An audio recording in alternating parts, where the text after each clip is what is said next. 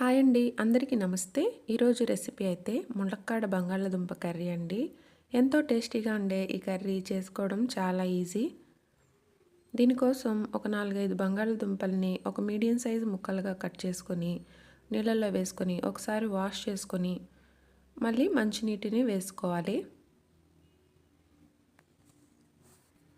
అందులోనే మునక్కాయలను కూడా వేసుకొని ఉడికించుకోవాలి. ములక్కాడలు మార్కెట్ నుంచి తెచ్చుకున్నప్పుడు ఇలా చిన్న ముక్కలుగా కట్ చేసుకొని న్యూస్ పేపర్లు లేయర్లుగా వేసుకుంటూ ఇలా ఒక ఎయిర్ టైటనింగ్ డబ్బాలో వేసి పెడితే ఒక 20 రోజుల పాటైన మునక్కాయలు అస్సలు పాడవకుండా ఫ్రెష్గా ఉంటాయండి. ఈ టిప్ నచ్చితే ఖచ్చితంగా ట్రై చేయండి ఇంట్లో. వీటిలో అయితే ఇప్పుడు తగినంత ఉప్పు వేసుకొని స్టవ్ పైన పెట్టి బాగా ఉడికించుకోండి.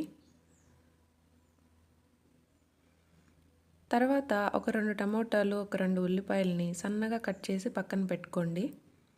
వీడియో ఫస్ట్ టైం చూస్తున్నట్లయితే మన ఛానల్ని తప్పకుండా సబ్స్క్రైబ్ చేసుకోండి. ఒక ప్యాన్లో 2 టేబుల్ స్పూన్ల ఆయిల్ తీసుకొని 1 టీ స్పూన్ ఆవాలు, కొంచెం సోంపు, దాల్చిన చెక్క, లవంగ మొగ్గలు వేసుకొని సన్నగా కట్ చేసుకున్న ఈ ఉల్లిపాయలు వేసుకోవాలి.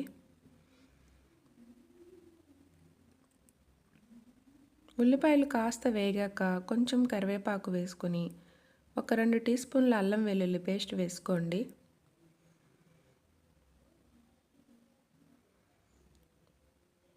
అది పచ్చివాసన పోయాక కట్ చేసి పెట్టుకున్న టమోటా ముక్కల్ని వేసుకోవాలి.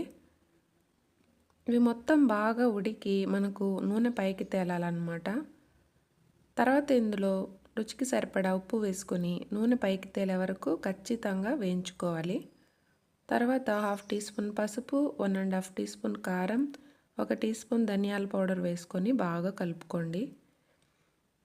మీకు నచ్చినట్లయితే మీరు ఈ మసాలాలు, అల్లం, వెల్లుల్లి, టమోటో అన్నిటినీ మిక్సీ పట్టుకొని కూడా వేసుకోవచ్చు ఒక పేస్ట్ లాగా.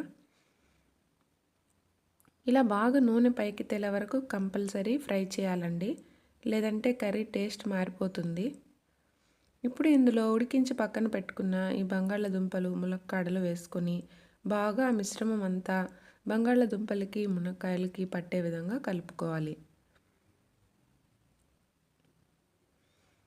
డైరెక్ట్గా ఇలా కూడా తినచ్చండి, ఒక తాలింపులాగా చాలా బాగుంటుంది. అది సైడ్ డిష్ లాగా ఉంటుంది. ఇలా తగినన్ని నీళ్లు వేసుకొని ఉప్పు ఏదైనా తగ్గితే వేసుకోండి. ఇలా బాగా ఉడికాక దీన్ని సర్వ్ చేసుకోవడమే.